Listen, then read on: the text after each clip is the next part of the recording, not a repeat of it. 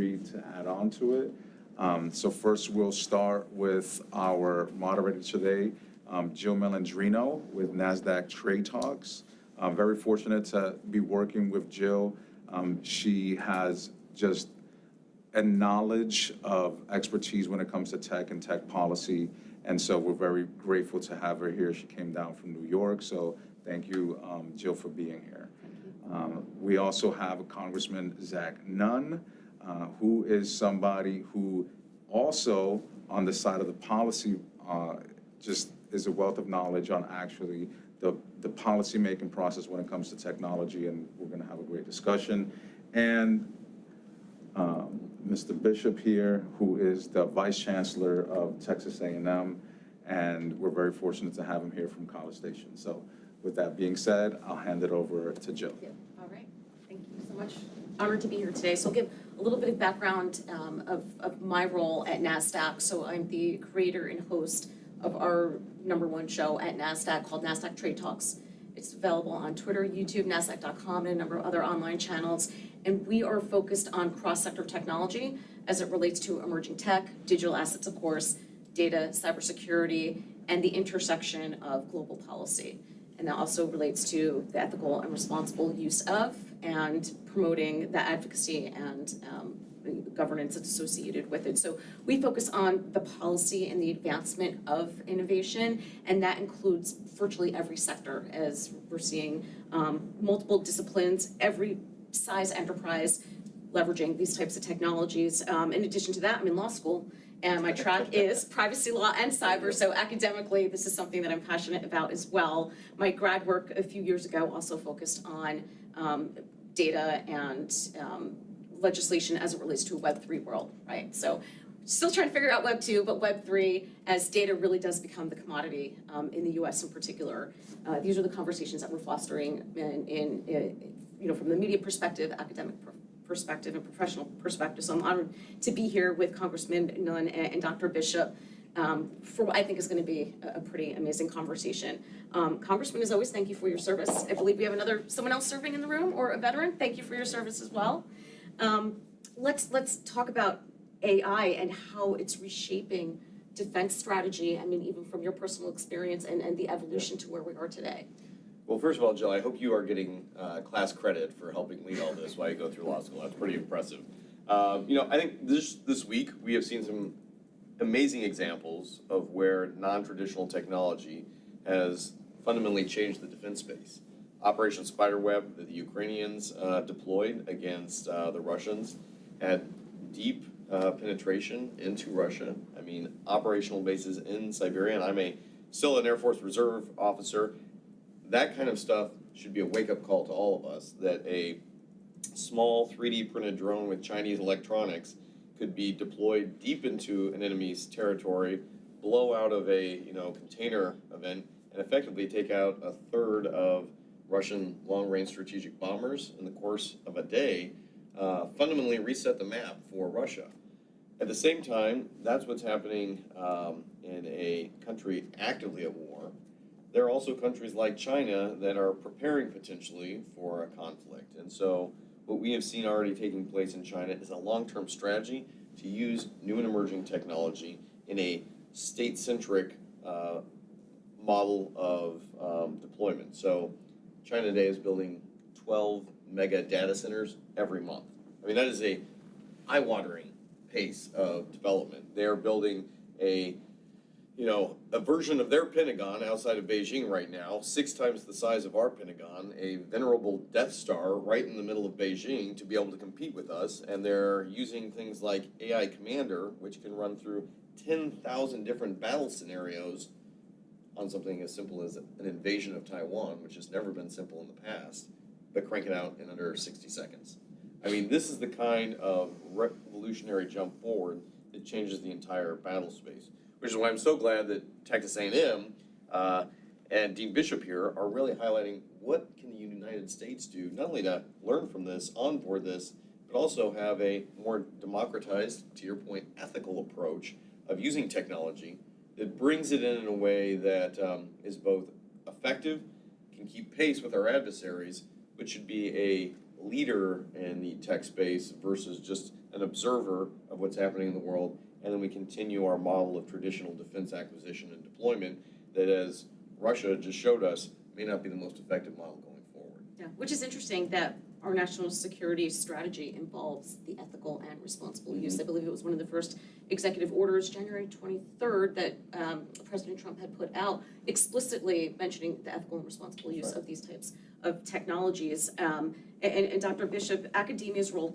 cannot be overstated when it comes to developing the next generation of AI-enabled engineers, defense tech professionals, cybersecurity professionals, because this is a game of 4D chess, right?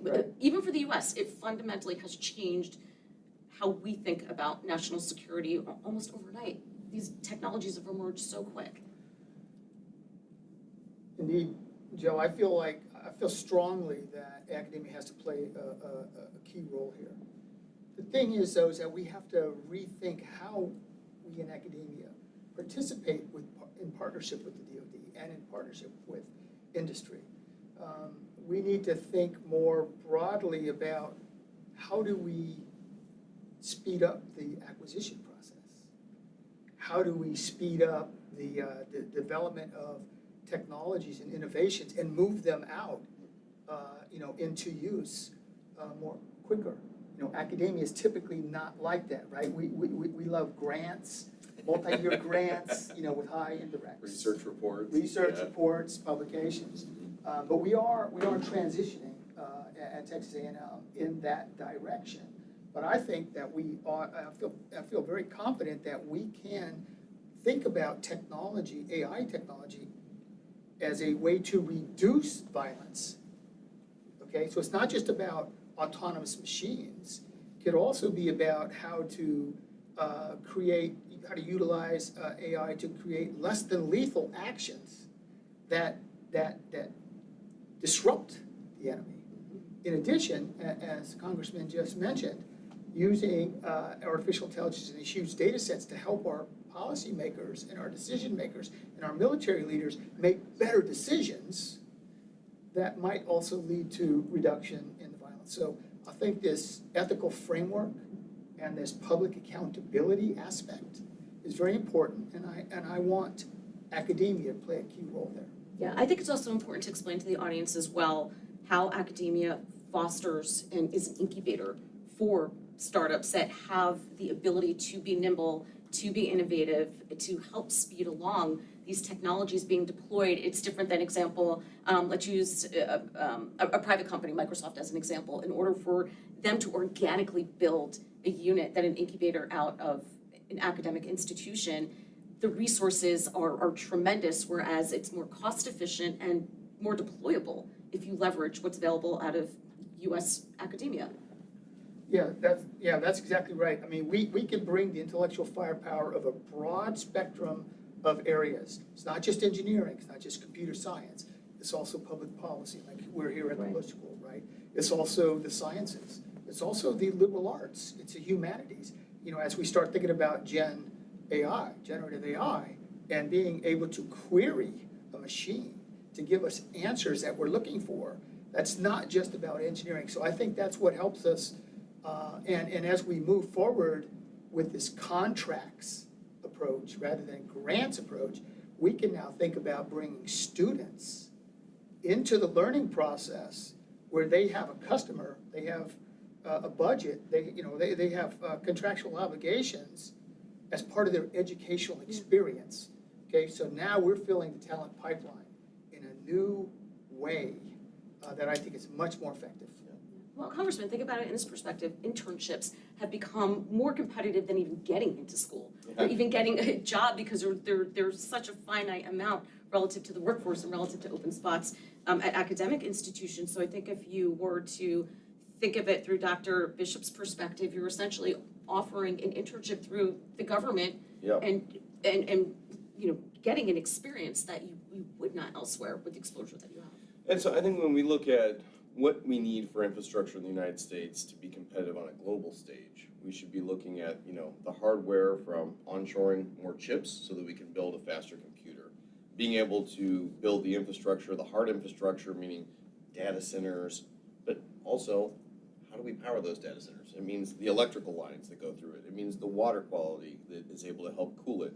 These are all great, but none of this happens if we don't have a workforce that does it. And so that means everybody from the contractual officer who's going to be able to help bring this on, work with state and local governments, having a legislative affair officer, but even more, again, I'm from Iowa. This is a farm town community.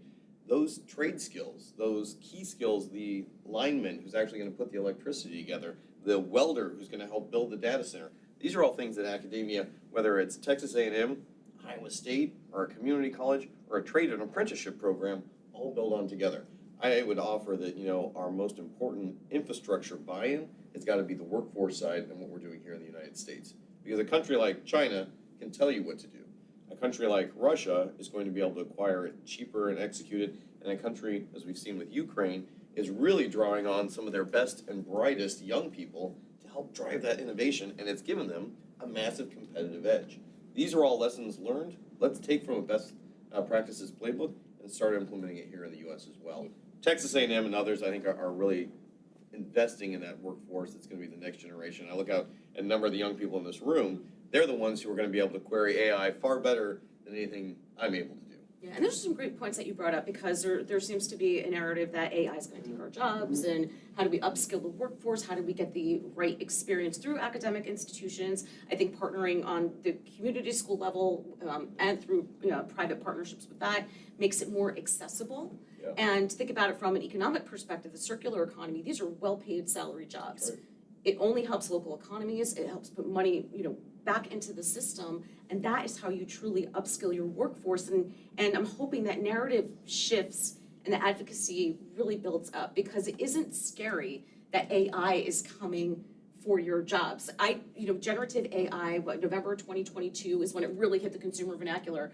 I was starting my last semester of grad school. If I knew then what I knew now with law school, my thesis would remain the same. The quality of my work, the research that I accessed, the resources that I went to, the paper would have been exponentially better. Not that I'm redoing it, but it. Just put it in ChatGPT and see what happens. You know what? Well, let's hope the thesis came out the right way. But I think these are great points that you bring up, especially when we have young folks in here that. Did you say you're going for comp sci? Was that your undergrad? You don't, and we talk about this in finance all the time. Just because you have a financial degree doesn't mean you have to go to JP Morgan and Goldman Sachs. You can apply that comp sci degree, cybersecurity degree, every company, especially comp sci, you can write your ticket anywhere. So you don't have to think so narrow-minded in terms of where you can go. I mean, we're gonna get into this in just a moment here, but the intersection of these emerging technologies in finance. Yeah. I mean, That's you can see where these are happening in real time. Yep. We sharing an example. When I first started in the space, I left active duty service and I went and joined the intelligence community. And at that point, nobody wanted to do cyber, because it was, and I mean this with great respect, it was the computer nerds who did cyber. It ended up being a situation where cyber, now what we would call large language models that have led to artificial intelligence, this became the groundwork for really fundamentally changing, and this has only been within the last 15 years, a new way for us to do innovation on this. I went and got to serve as the director of cybersecurity in the Obama administration when Iran was attacking the financial sector. And it was really not an emergent, soon-to-become U.S. Cyber Command that stood up to fill the breach. It were the financial institutions who realized they had a responsibility to their customers, to their institutions, and they had a real liability issue if they didn't find some better defensive solutions in the cybersecurity space.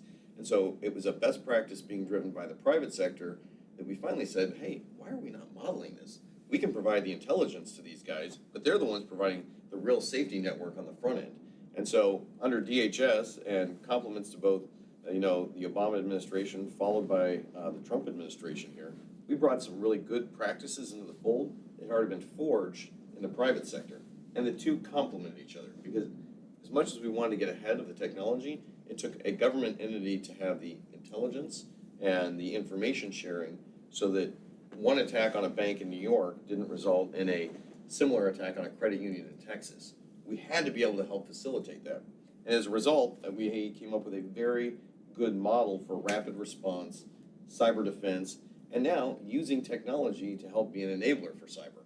I think the next phase that we go into here, particularly with artificial intelligence, we've got to have an acquisition model, a workforce model, to be able to bring those key infrastructure components, from chips to workforce into this conversation, as well as saying the innovators are probably going to happen outside the national capital region.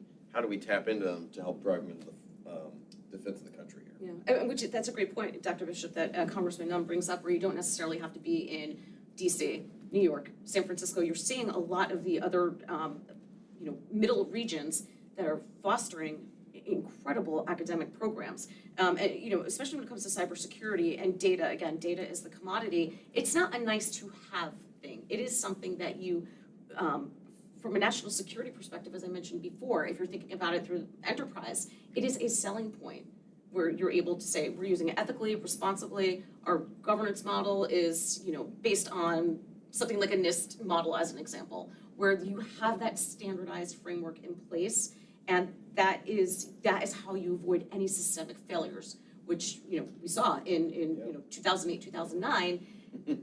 The US global capital markets are the most robust in the world.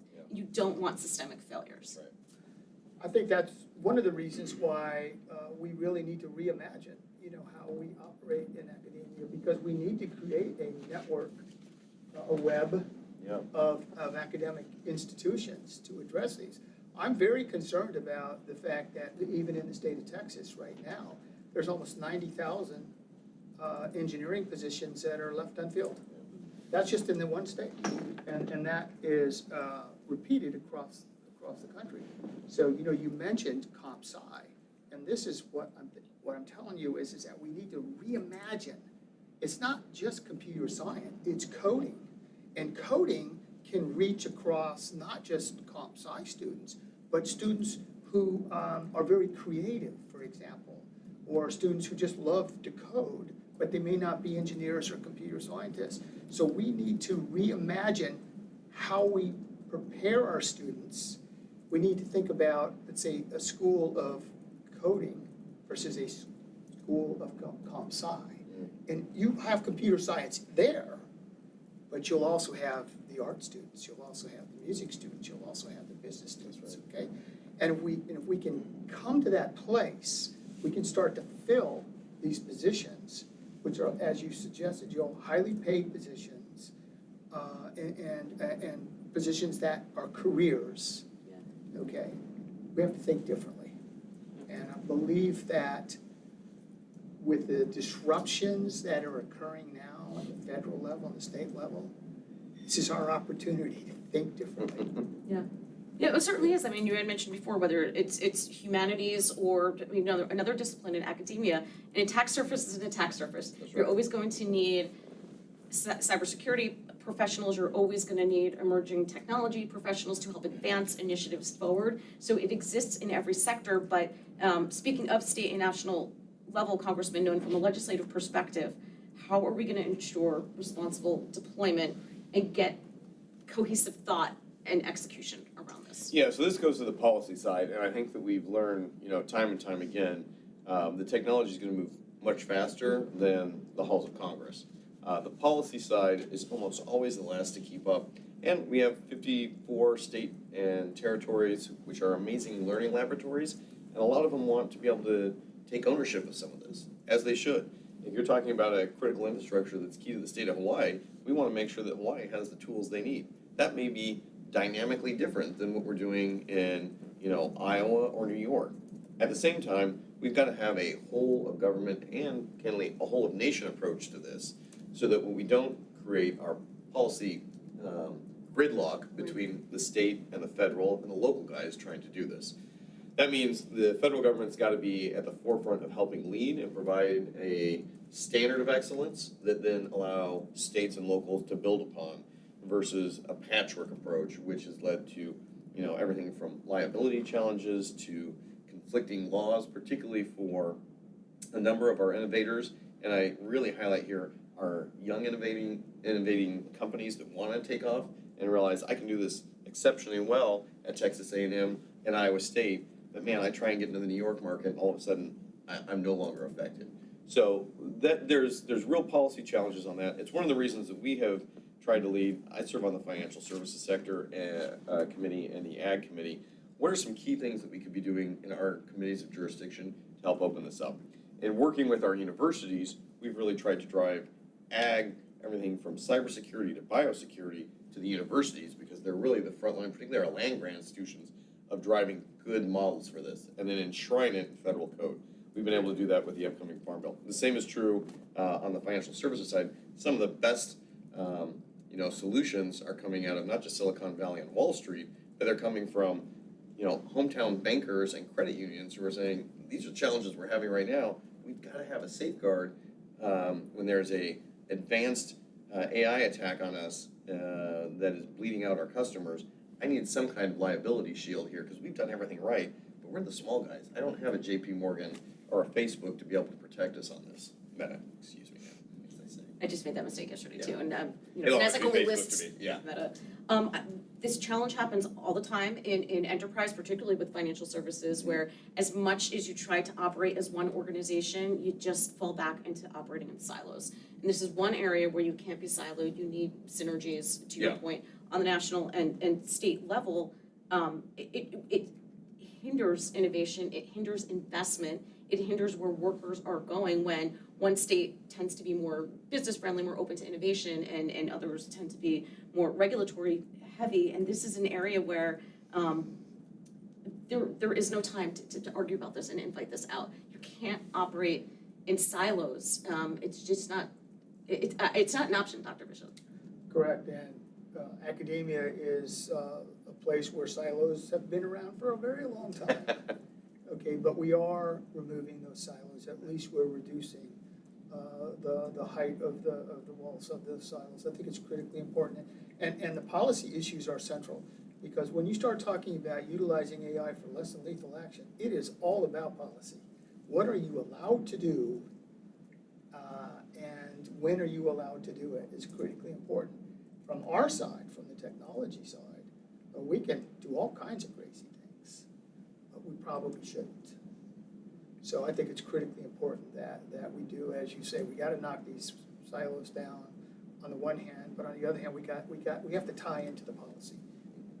Clearly, that is one of the roadblocks for where we are today. I think if you get consistent AI policy framework, that could be used as a model as we think about advancing privacy law, as we think about data governance, even cybersecurity law, because it's all being derived from what we're doing with AI. So it's almost like you can kill multiple birds with one stone if this framework is put into place. It's like we're all advocating for the same thing, right? But we're just approaching it or arguing two different sides of the coin when, I mean, if you could get a framework, I would think around any one of those things, it can be leveraged towards modernizing other frameworks. And I think we gotta look at this also in the global context. Look, I'll give you a very specific example. On financial services, we are working actively with what all the kids are calling, cryptocurrencies right now, right? I mean, not only as the kids, it's the entire investor pool. People are gonna go where they get a rate of return on investment. Cryptocurrencies around the world are springing up. Here in the United States, for the last 4 years effectively, we've said, no, we're not gonna innovate in this space. In fact, we think it's too dangerous, just don't do it. And as a result, what happens? Well, now it's going to the Bahamas. There's a structure in London who has said, yep, and I mean, as a counter, the London Stock Exchange has said, this is an area where we actually want to build a framework so that we can have legitimacy in digital assets and build it with a blockchain interface that is secure. Europe has gone even further than the United States in over-regulating this. Here's a couple of people who decided that they don't want any guardrails and said, yes, full speed ahead. Iran, China, Russia. All three of those folks have something of interest. They want an alternative to a US-backed dollar.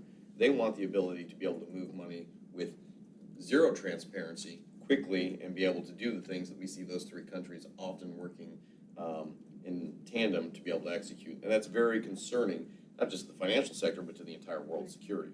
So just this year, we've moved forward a stablecoin bill that actually provides some rules of the road, right? Now we have a standard of excellence so that if somebody does want to get into cryptocurrency, and in this case stablecoins, they really have a model to be successful here. It now builds a workforce talent pipeline of folks who want to get into this, so they don't have to feel like they operate in the shadows.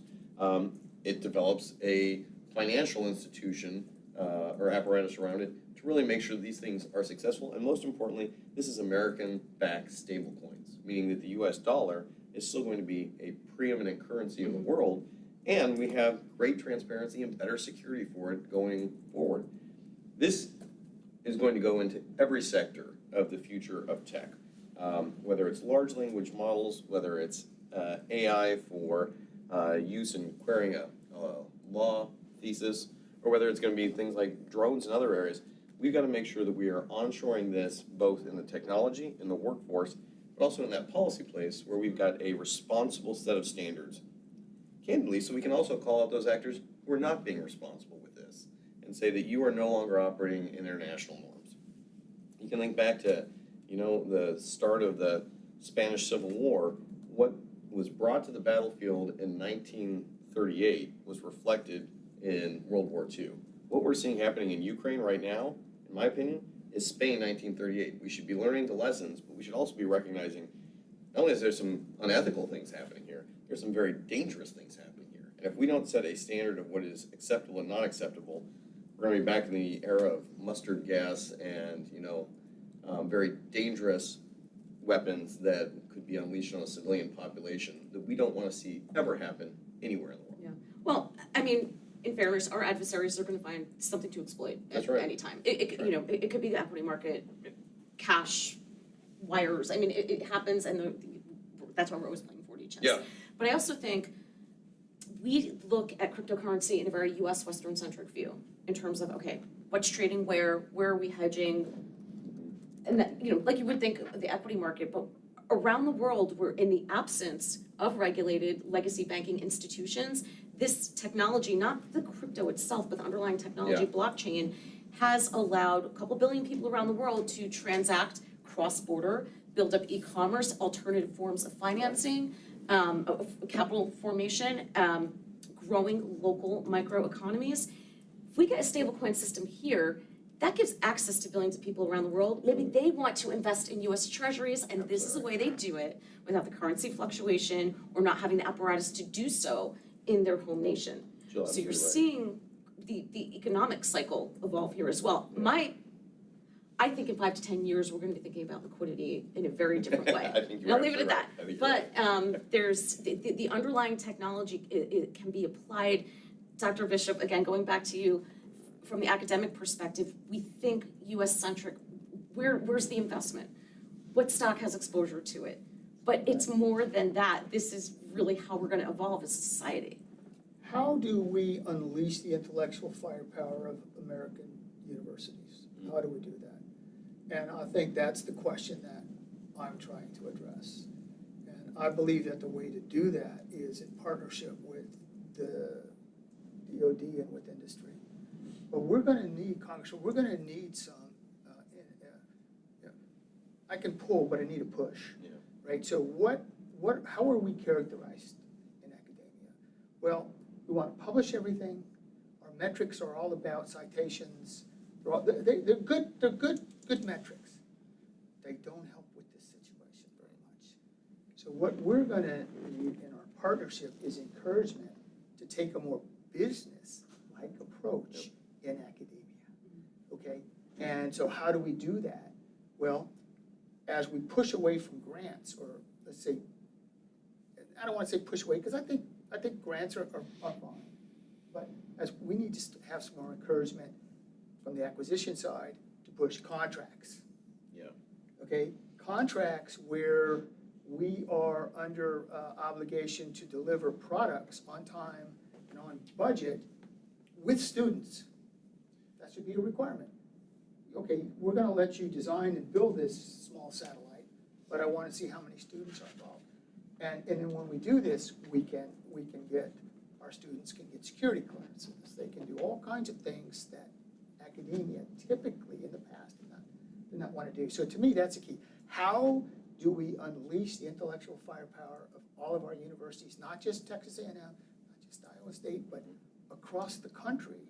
And I agree with you. I think that the land grants, the large public land grants, are a good place to start, because that's our mission. Yep, I would agree. Well, Congressman, as you know very well, you have to understand who your audience is as well. Yeah. Right, so if I'm going to the 3rd District of Iowa and having a meeting with you, and we're talking about the merits of blockchain technology and emerging technologies such as AI, I might not go and have crypto as my first conversation with you, but I'm gonna talk to you about ag tech. Yeah, And what it absolutely. means for your community, because one thing I think that gets lost in the public-private partnership as we're thinking about scale and execution, we have to do this in the local communities. It doesn't happen in a vacuum. And I think it's important to know who your audience is and get that buy-in. You know, you can go and talk to a corn farmer in Iowa or a bodega shop owner in New York, and they're all gonna have a way in which they are using technology. They may not call it its fancy title, but the reality is that they're using it in some capacity. I love a story from a local farmer in Adams County. He says, you know, when my great-grandfather started farming our first 40 acres, his innovation was the harvest moon. He actually put an extra horse on the plow, and they were able to plant that much quicker. He talks about when he got his first, combine, and it had 15 rows, and he was like, man, my grandfather would be looking at me now, and I'm doing his entire month's worth of work in a single afternoon. And then he talks about his son sitting in an F-150 2 miles away, calling him up and being like, hey, Dad, you gotta replant here. You didn't plant the seed enough this spring because the soil temperature is just enough off and we've got moisture. He's watching from overhead satellite directly going into this field. I mean, that's within one family's generation from a grandfather down to a grandson. This is pretty incredible. For ag specific, and I'll brag on ag here, within the next 10 years, we have the ability to produce 70% more out of every field in America. That's enough not only to help feed and fuel the entire world, that is American ingenuity at work. It not only saves a family farm or a hometown shop or a hometown community, these are the technologies that are coming out of it. And God bless, the average age of a farmer in Iowa is now 68, but the average age of an Iowa State student is 22.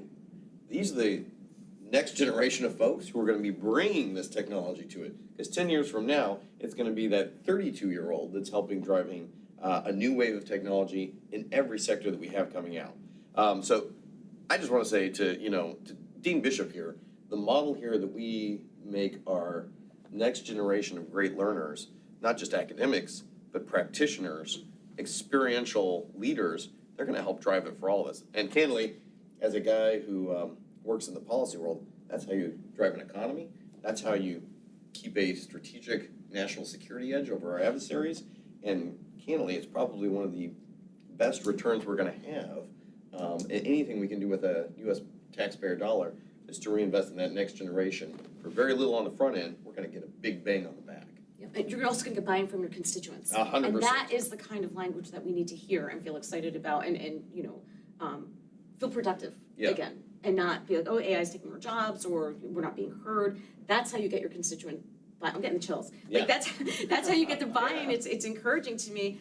Like Dr. Bishop, you've launched 3 satellites from your institution. I mean, it's incredible. We design and build satellites, and undergraduates are a major part of those designs, major part of those missions. SpaceX launched them, but the students designed them, 23 students, undergraduates and 2 graduate students. That is, I believe, how, and by the way, they weren't just all engineers, okay? Because, space is exciting to more than just engineering students. So I think that's how you create this interdisciplinary, I like to think of it as transdisciplinary. It's something new. It's not just, artists working with engineers. It's actually students who are both at the same time. So yeah, so I think that, I absolutely feel strongly that we have to move in that direction. And we are getting pushed in that direction, which I find very refreshing. Right, and I'm glad you brought up SpaceX. I'm glad you brought up SpaceX for a moment here because academia and its research is shared. Private companies, obviously, they have their own proprietary models and trademarks and so forth where they might not be as apt to share. But say, for example, you're doing safety innovation as it relates to driving. You'll share that. Absolutely. Automobile companies might not be as, encouraged to share their data in terms of how they're advancing their innovations, but you might make traffic safety better because it's available. Right. But we need them to tell us, in some sense, what the problems are. Right. What do we need to solve? Where do we need to be looking? We can formulate some of those problems ourselves, but boy, it's really important to have that relationship with the industry and that relationship with the DoD. Well, and Dean, I think you nailed it on the head. We've got to have some level of guidance, I will say, to help drive us in the area. I will highlight, and Jill, you and I talked about this, one of the challenges, or how do we solve the threat of AI Commander in Beijing? If they can do 10,000 models in the course of 60 seconds, then we better be able to do something here that can leverage AI in a meaningful way. We've looked at a couple of different programs. Project Maven with the DoD has partnered with our schools to say, hey, how do we get AI into our decision-making apparatus in an ethical, responsible, human-in-the-loop tested way, but that can provide the Department of Defense much better options. One of the things that we've looked at on the National Defense Authorization Act is to say, yeah, let's move away from this, let's hand out grants and just see what springs from it. Let's have a contractual obligation with real outcome-based focus. One of the ones that we've worked with the Defense Innovation Unit, it's a team out of California, who is basically saying, how do we pair the Department of Defense with private sector? That's a first step. I would say we need a DIU with our academia as well. So we've made some first steps in this. One of the ones that we're working on right now is Project Replicator, and it's basically how do you immediately prototype new defense initiatives using a contractual partnership. In this case, Project Replicator uses AI in advanced drone swarms. It's proven highly successful. These are the kind of things that we should be looking at to say, how do we leverage the talent that's already out there? How do we leverage the financing that's already wanting to invest in this? But you gotta have some guidance from, folks at the top and saying, this is where we're going to go so that the financial sector feels confident enough to make the investment, because this can't be on the taxpayer's dime alone to pay for. And how do you ensure that the workforce and the ideas are going to come to the fore in some kind of a focused form, holding both the government accountable with the contract, but also the innovator accountable with the contract. Agreed.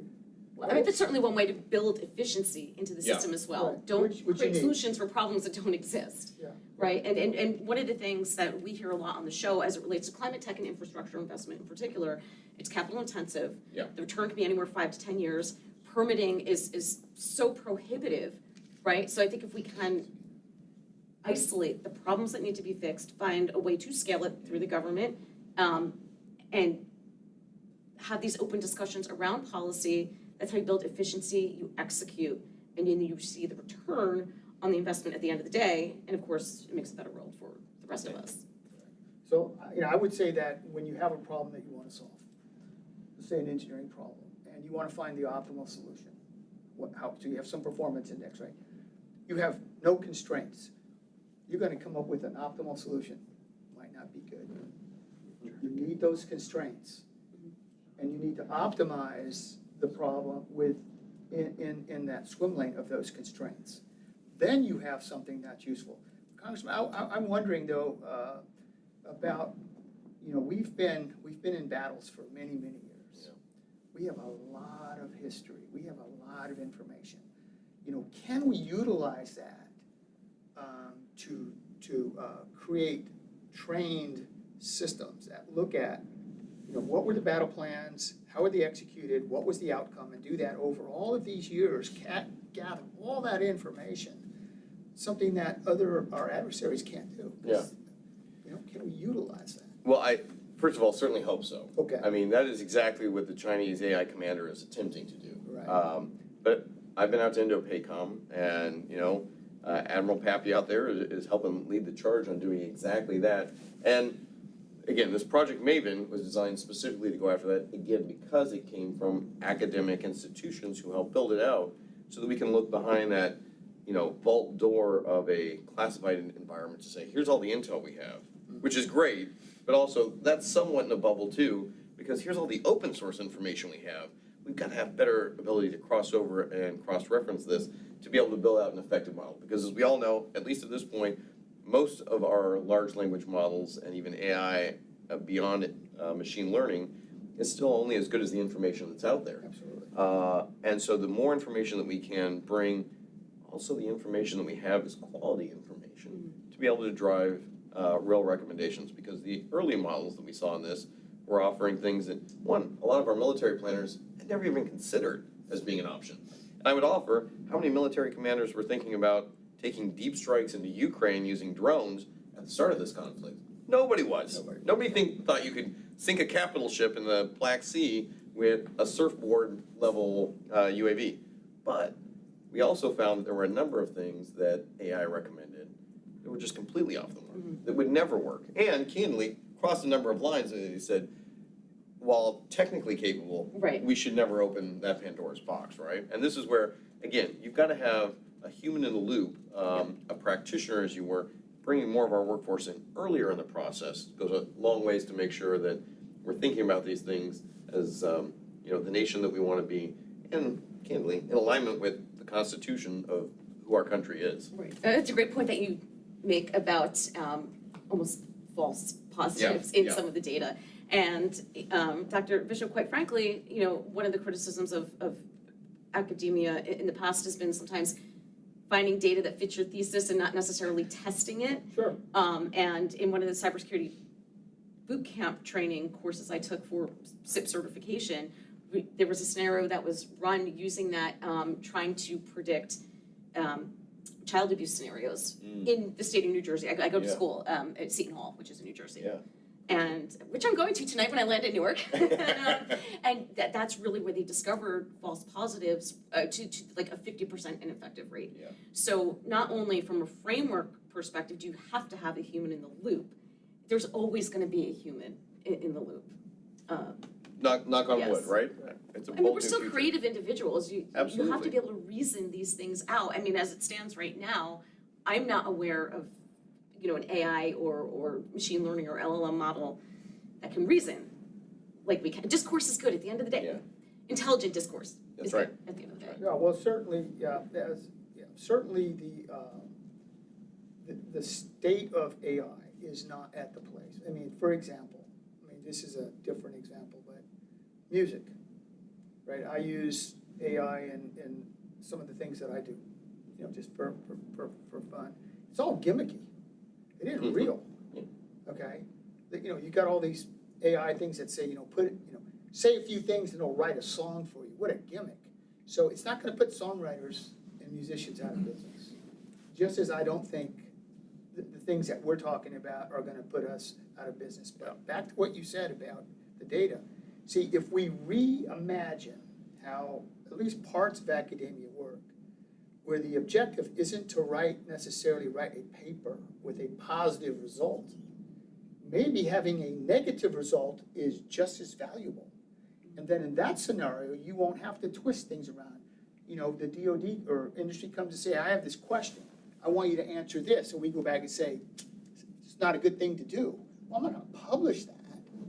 In order to publish, I need to say, oh, here's a new way to do something. So I think that's why this approach that we're talking about here can subvert some of that, push to find the data you're looking for. Yeah. No, find the data you need, and then find what the conclusion is, and then there's the answer. Because the goal is to meet a contractual obligation, not to publish a paper. And by the way, I'm not suggesting that publishing papers is not a good thing at all. I think that's a good part of academia. Fundamental research is good, and it should continue. Talking about in addition. Yeah, complimentary. I mean, it certainly is, again, the scenario that I was talking about where false positives are produced 50% of the time. If you just went along with, the models know more than we do, if you can only imagine that scenario where a child is pulled from its home because the false positive made this particular prediction based on, now again, data, garbage in, garbage out. What was the data that was being input into the system? Where do those biases lie? Yeah. Right? And I think that's going to be interesting as we formulate policy going forward because biases can be very subjective. So that's where I'm curious to see how the framework develops. There's a number of ways that we can look at this through the leadership lens when it comes to ethics and responsibility. And Jill, I think you were hitting on a really key component here. Not only the data itself, but who's helping craft everything from the query of the AI to how we fundamentally approach what are the priorities within AI. As we march out, I'm going to focus on the national security side because that's kind of where my background lies. But we're really trying to say, hey, ironically, it's the Financial Services Committee that this year is going to renew the Defense Production Act. Now, for those of you who don't know, the Defense Production Act goes all the way back to the Korean War, and even before that with FDR saying, like, I need to create thousands of Liberty ships so that folks from America can get to England and land on the beaches of Normandy. There's no private sector entity out there. There's no academic institution who's helping us create landing craft in 1943. How do we do this? And so we mobilized industry. We said this is a top tier priority. You need to stop making automobiles. You need to start making tanks. You need to stop building commercial aircraft. We need to be able to build bombers, and we need to be able to take our fishing fleets and turn them into landing craft. We used that effectively in the Korean War, and now we have a Defense Production Act that has largely sat fallow for the last 50 years. This is an opportunity, I think, to re-energize how we do defense acquisition, but also to be able to bring in more talent to the decision-making process. I'll be the first to say, Washington, D.C. does not have all the answers in this space, Right. nor should it. The Defense Department does not have all the answers on what they need industry to do. So we're looking at two things. One, it's the FORCE Act. This is an effort to try and bring academic leaders, industry leaders, thought leaders into a process with our government leaders. Again, this is more than a whole of government, this is a whole of nation approach to this. I think this is a really important vehicle with the DPA to bring these folks together. We've all read Freedom's Forge. We know how this happened during World War II. This is an opportunity for us to move forward, and this is why I'm so thankful for guys like Dean Bishop here at Texas A&M to say, let's bring this talent pool to the nation's forefront and come up with a strategic vision of how we're going to be able to do this. The second aspect is we've got to get better at our procurement and acquisition. It is a model that has long been broken. We all know this. We have the opportunity here to bring on some really innovative, even disruptive technologies in a much quicker fashion. And whether you're using, the Defense Innovation Unit, the Works programs, I go all the way back to Skunk Works here in the 80s to what we're doing now, there's a talent pool and a tech pool we can bring into this.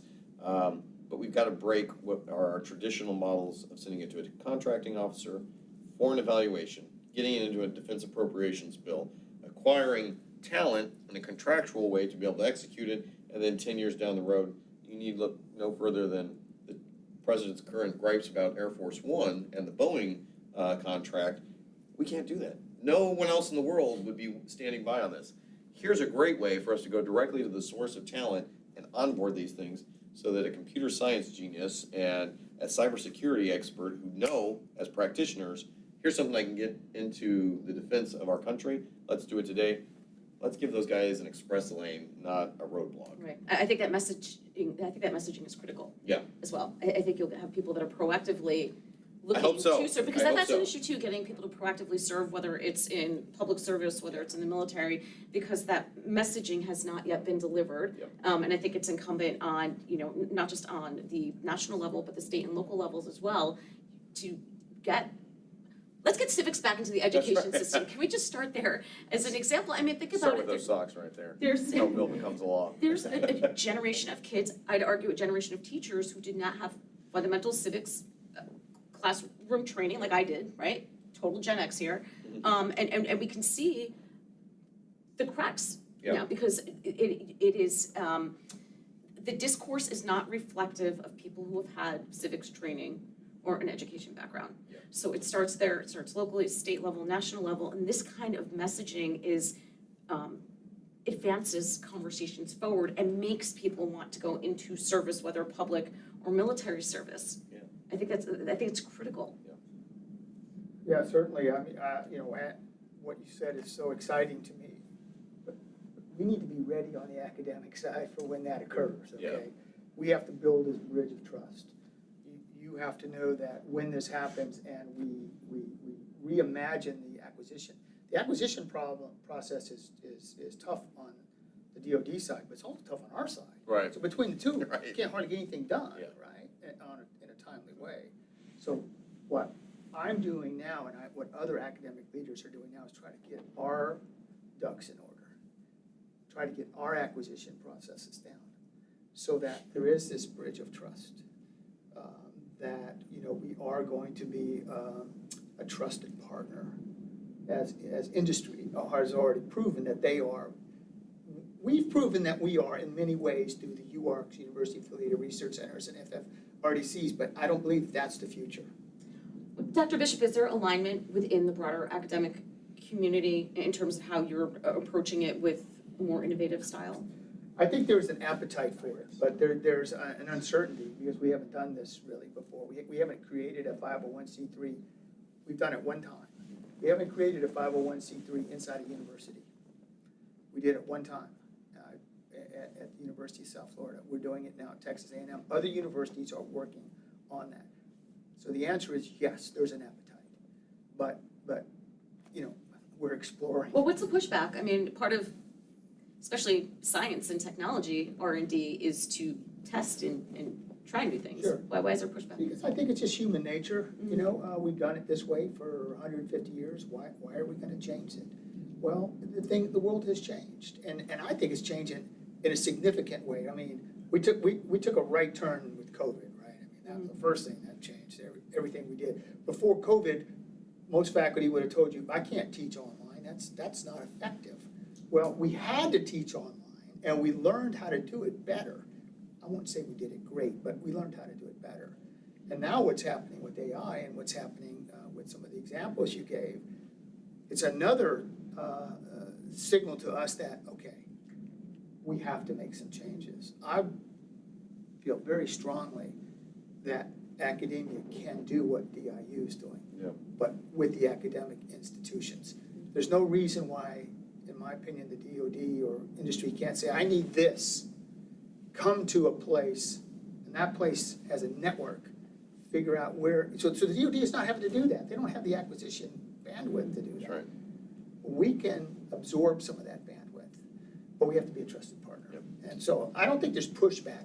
I just think there's uncertainty. Well, I think there's a couple things to unpack here, and some of the silver linings that we saw from COVID. With online learning and how that technology evolved at a rapid rate to where we are now, it also makes academia more approachable, accessible, and affordable. Yep.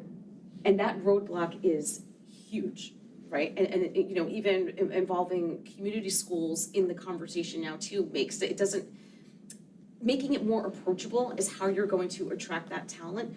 The other thing is too, if getting the buy-in, again, remembering who your audience is, if there's a way that you can, through the innovative procurement conversations that you're having, this particular administration cares about efficiency. Right. That's the buy-in there. I'm saying So it's my there's so many opportunity. synergies Yeah. that are evolving from this conversation. Yeah. No doubt. Does anyone have any questions? Oh, sorry. Sure. So I want to come first to you, Congressman. So one of the things that we've seen from industry, using the cybersecurity requirements and regulations context, is exactly what you were talking about. This kind of patchwork across the states, different action at the federal level. As you rightly noted, that makes it very difficult for industry to, one, efficiently understand what the requirement is to meet it, right, without overly burdensome costs. So my question is, what lessons have we learned from maybe not doing it as effectively with cybersecurity that we can now apply? Because I think the temptation is going to be there as AI technology evolves, and we're already seeing it at the state level as well, right, where every single state wants to have their unique kind of flavor of AI safety and trustworthiness. From industry side, that makes it very difficult for us to meet the requirements, have predictability, and remain innovative. So how do we start to address that, one, at the federal level, but then two, have that trickle down to states like Iowa? Yeah, no, Monty, great question, and I think this is the reality. We shouldn't just create a brand new playbook here because we're dealing with artificial intelligence. We have a lot of playbooks that we should be learning from. And I would say the closest to the mark right now is what we've done in cybersecurity. There is a lot of opportunity that states candidly came in, you work in the electric sector, who were all trying to protect, what they thought was in their best interest because they weren't getting a lot of feedback from either the government, from the Department of Homeland Security on this, or they were so underfunded at a local level that even if they wanted to try and meet a NIST standard, a National Institute of Standards, they didn't have the money to do that. I mean, co-ops would be a perfect example on this. So here's one thing that I think we need to look at. One, there are good models out there, and we have done this through this public-private partnership. I mentioned the ISACs earlier. The financial services sector was probably one of the first ones to create this. We now have it for critical infrastructures pretty much across the board. This is an ability to bring together, the threat warning information, the inoculation of cybersecurity, meaning getting patches out to people quickly, but people can get into this at a very low cost to both the state and the industry. And candidly, it makes a lot of our states, and I came from the state legislature, I mean this respectfully, there's not a lot of folks who can do AI, let alone spell AI in a meaningful way. Let's make sure that we're not putting these guys in the impossible position of saying, like, solve this solution. I've got a banker in Iowa who's getting an artificial fraudster showing up with a voice identification model that's almost identical to the person that they know and play golf with on the weekend, calling up and saying, hey, I need to transfer this money. They're pretty sure it's fake, but they can't be sure.